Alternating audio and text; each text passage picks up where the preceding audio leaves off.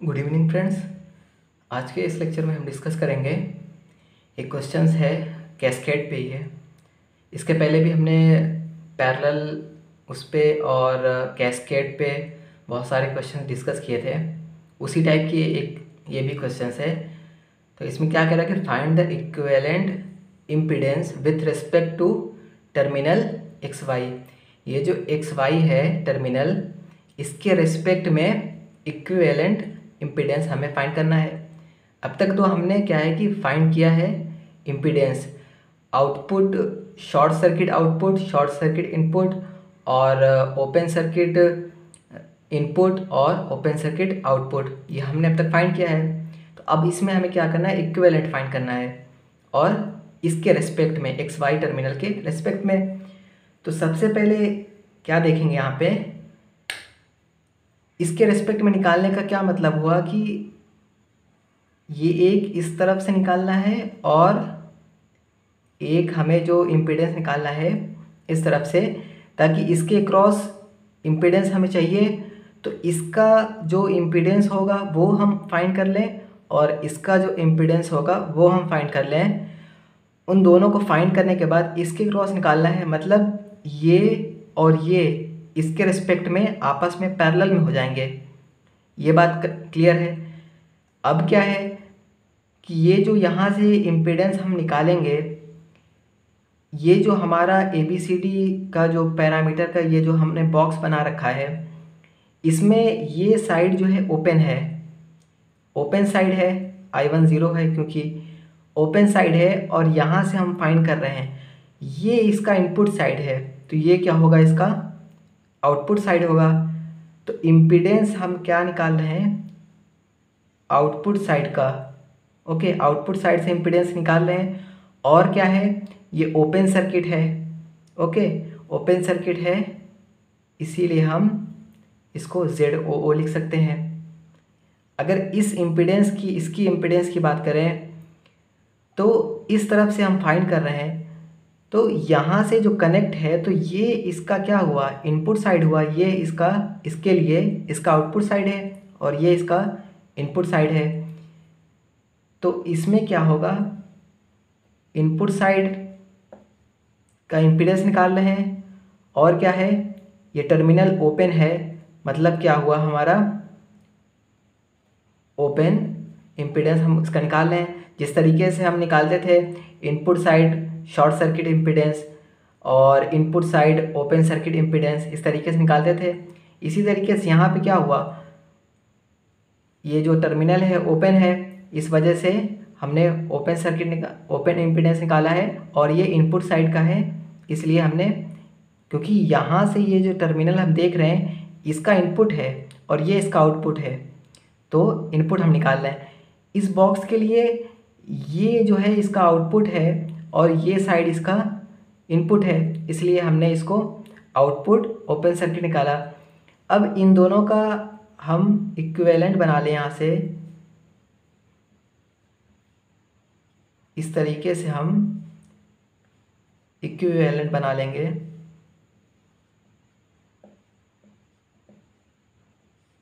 ये terminal XY है। Okay, XY terminal था, फिर इसका इम्पीडेंस हमने निकाल लिया, इसका इम्पीडेंस, इस वाले का हमने इम्पीडेंस निकाल लिया। इसका इम्पीडेंस है ZOO और इसका इम्पीडेंस है ZIO। ओके, या IO या OI कुछ भी लिख सकते हैं इसको। तो इसके क्रॉस हमें इम्पीडेंस निकालना है ZXY,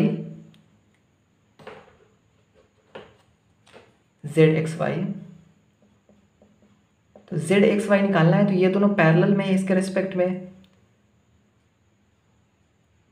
ZOO पैरेलल में क्या है, ZOI आपस में पैरेलल में है।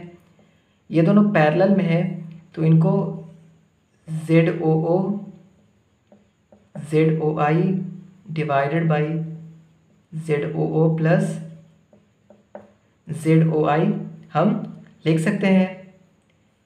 अब क्या है, ZOO ये इम्पीडेंस है ओपन सर्किट का आउटपुट साइड में, तो इसका हम, इसकी भी वैल्यू हमने फाइंड की थी, इसकी भी वैल्यू हमने फाइंड की थी।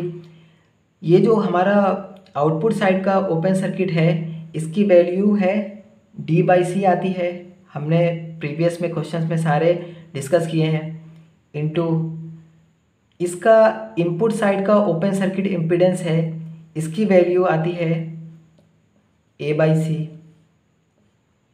इसकी वैल्यू है D/C प्लस इसकी वैल्यू कितनी है A/C है। ओके, तो अब यहाँ से इसको सॉल्व कर लेंगे। ZXY इक्वल टू, यहाँ से C LCM लेंगे, यहाँ से यहाँ पे क्या हो जाएगा C स्क्वायर हो जाएगा, तो इस नीचे वाला जो LCM C लिए हैं उससे आपस में वो एक C कैंसिल हो जाएगा, एक C बचेगा,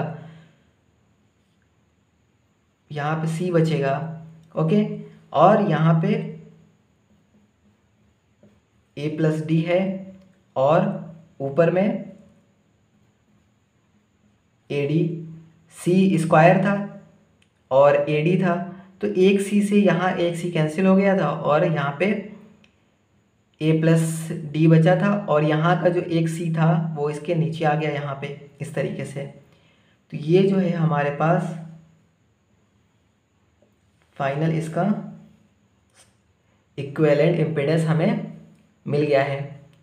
क्लियर है? तो इसमें करना कुछ नहीं था, बेसिकली यहाँ पे बस ये इसको समझना था कि यहाँ जो हम इम्पीडेंस लिख रहे हैं, क्योंकि हमें इसके क्रॉस निकालना है इसके रेस्पेक्ट में, XY के रेस्पेक्ट में, तो बस हमें ये ध्यान रखना है ये जो हम इम्पीडेंस लिखने जा रहे हैं वो आउटपुट होगा इसके रेस्पेक्ट में या इनपुट होगा इसके रेस्पेक्ट में, या आपस में ये क्या होंगे, इन चीज़ों को ध्यान रखना है।